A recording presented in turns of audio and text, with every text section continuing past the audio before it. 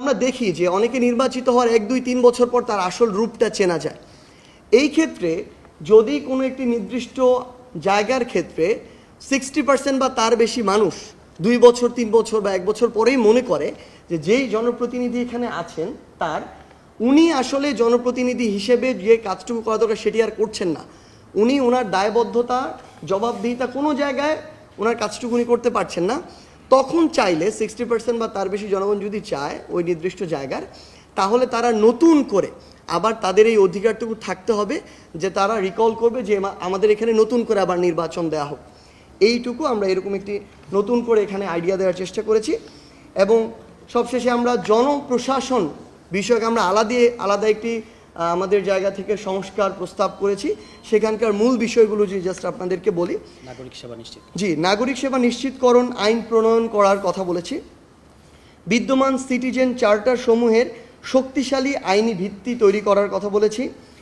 নাগরিক সেবা প্রদান ও অভিযোগ প্রতিকার নিশ্চিত করতে প্রশাসনিক ন্যায়পাল হিসেবে স্বাধীন সংবিধিবদ্ধ প্রতিষ্ঠান নাগরিক সেবা ও অভিযোগ প্রতিকার কমিশন গঠনের প্রস্তাব দিয়েছি। এবং যারা তাদের কাজটা উপযুক্তভাবে বা নির্দেশনা মোতাবেক করতে পারবে না, তাদের যদি না পারে সেক্ষেত্রে যেন তাদের নির্দিষ্ট প্রোফাইলে ডিমেরিট পয়েন্ট যুক্ত হয়, এরকম একটি প্রসেসের কথা আমরা বলেছি। মন্ত্রিপরিষদ বিভাগে নতুন প্রশাসনিক উন্নয়ন এবং সংস্কার বিভাগ সৃজন করার প্রস্তাব দিয়েছি। এবং এসব বিষয়ে টাস্কফোর্স গঠন করে সামগ্রিক বিষয়গুলো পরিচালনা করার কথা বলেছি। এবং সামগ্রিক বিষয়গুলো দ্রুত রেসপন্সের জন্য এবং সমন্বয় করার জন্য আমরা ওয়ান স্টপ সার্ভিসের কথা বলেছি।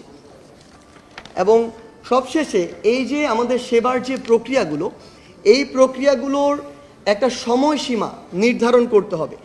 এই সময়সীমার মধ্যে কতটুকু কাজ করতে হবে, না করলে তার বিপরীতে তাকে কিভাবে জবাবদিহি করতে হবে, তার কি শাস্তি হবে, তার পারফরমেন্সের কি মূল্যায়ন হবে, এই সামগ্রিক বিষয়গুলোর একটি রূপরেখা আমরা আমাদের জায়গা থেকে দেওয়ার চেষ্টা করেছি।